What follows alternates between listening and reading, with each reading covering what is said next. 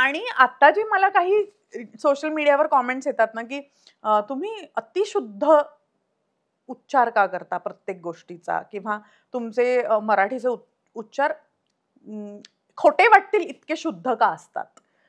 तर त्याचं मुळात कारण हे आहे की मी त्याच्यावरून इतकं ऐकलं आहे माझ्या सिनियर्स कडून, माझ्या सगळ्या जे माझ्या वेलविशर्स कडून सुद्धा, क्रांती मराठीवर काम कर, क्रांती मराठीवर काम कर.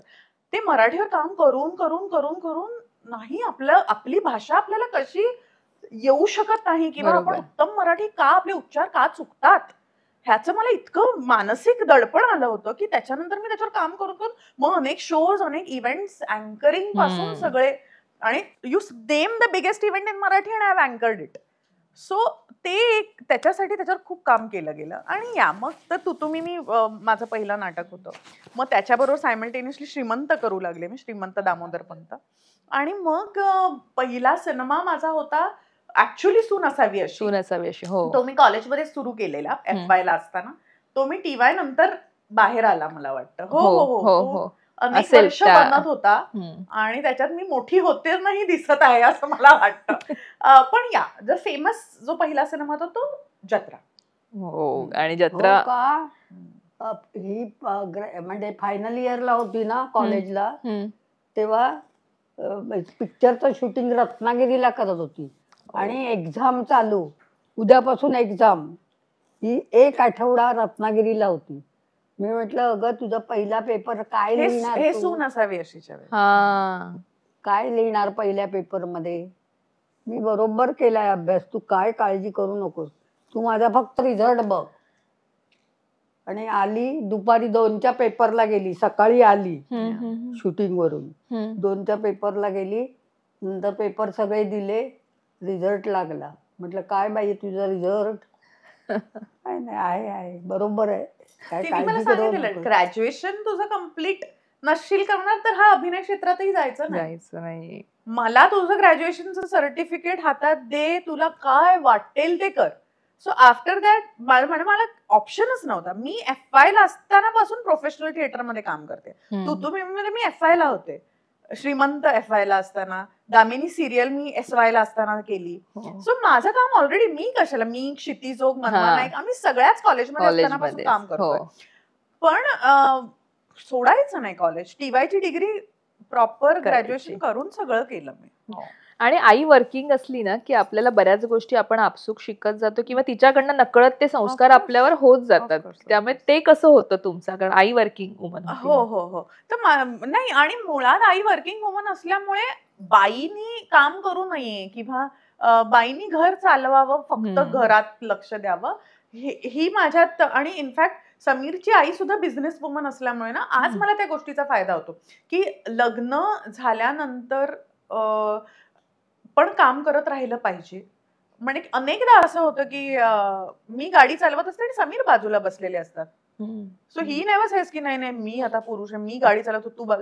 ते सगळं झालं आता, यु नो. सो मी 2 अतिशय, म्हणजे माझ्या घरी एक प्रोग्रेसिव्ह वुमननी मला मोठं केलंय, आणि माझी सासूही खूप प्रोग्रेसिव्ह होती. त्यामुळे मला जगताना, माझ्या मुलींना मोठं करताना काय व्हॅल्यूज आणि काय ट्रेडिशन्स त्यांना दिल्या पाहिजेत. ट्रेडिशन्सना कधी विसरायचं नाही, किंवा तुमचे संस्कार आहेत ते विसरायचे नाहीत, तुमचं जे कल्चर आहे ते विसरायचं नाही. पण तुम्ही एक इंडिपेंडेंट वुमन म्हणून तुमची फेमिनिझमची आयडिया खूप क्लिअर असली पाहिजे. पुरुषांना कमी लेखणं म्हणजे फेमिनिझम कधीच नसतं. बरोबर. एक बाई म्हणून तुम्ही किती प्रोग्रेसिव्ह आहात, किंवा तुम्ही किती इक्वली ह्या जमान्यात तरू शकताय, ह्याच्यावर तुमचं फेमिनिझम ठरतं असं मला वाटतं. निश्चित. क्रांती म्हणाली त्या प्रश्नावर, पण काकू तुम्हाला मला विचारायचंय की आपण कामावर बाहेर जातो, मग 8 तास आपण बाहेर असतो, 1-1.5 तास आपला प्रवास असतो, म्हणजे 9-9.5 तास कदाचित आपण कामानिमित्ताने बाहेर असतो. मग त्यावेळेला आपल्या लहान मुली आहेत, त्यांच्याविषयीची काळजी आपसूक येणं गरजेचं म्हणजे असतेच. ती आपली एक काय म्हणतात, एक सवय असते आई म्हणून आपल्या मनाला झालेली, की त्यांची चिंता, त्यांची काळजी. मग जेव्हा तुम्ही वर्किंग वुमन होतात, बाहेर जायचं कामानिमित्ताने, तेव्हा ते 8 तास ती काळजी आणि ती कशी असायची, किंवा घरी आल्यानंतरचं तुमचं लाईफ कसं असायचं? मुलींमुळे ते सुखकर व्हायचं का? नाही, माझं एक होतं, सकाळी पहाटे उठायचं, सगळी कामं आटपायची, प्रॉपर जेवण बनवायचं मुलांसाठी, ब्रेकफास्ट बनवायचा, ती सकाळची शाळा, ते खाऊन जायचे. आणि जेवण दुपारचं फक्त त्यांना घ्यावं लागायचं, ते सगळं व्यवस्थित लावून ठेवलेलं असायचं. माझा डबा, ह्यांच्या पप्पांचा डबा, मिस्टरांचा डबा, हे सगळं करून ऑफिसला जायचं. 9 वाजले डॉट 9ला घर सोडायचं. संध्याकाळी 6:45ला घरात. 6:45पर्यंत ही लोक खेळायची, काय मजा करायची. 6:45ला मी आल्यानंतर मग खाणं पिणं आणि होमवर्क, अभ्यास पण घ्यायचा. अभ्यास, ह्या सगळ्या गोष्टी बघायच्या. एका बाजूला काम करायचं, जेवण खाणं रात्रीचं, पण त्याच बरोबर ह्यांचं सगळं अभ्यास होतोय की नाही. कल्पना कर, मला एकच सांगायचंय, माझ्या तिन्ही मुलींबद्दल मला एकच अभिमान आहे की एक दिवस सुद्धा ह्यांनी शाळेला दांडी मारलेली नाही. तिघींपैकी एकीने सर्टिफिकेट मिळायचं त्यांना एव्हरी इयर. बरं नसलं सकाळी एका डॉक्टरकडे जायचं. 4थीपर्यंत एकची शाळा, 5वीपासून सकाळची शाळा 6:45. मग दुपारी बरं वाटलं औषधाचा डोस घ्यायचा, शाळेत जायचं. सकाळी बरं नसलं संध्याकाळचा डॉक्टर. पण शाळेतला ठेवलं नाही कधीच. त्याच्यावर आमचे खूप वाद होतात आता. कारण मी जराही बरं नसलं माझ्या मुलांना की ते घरी असतात, मी पाठवत नाही.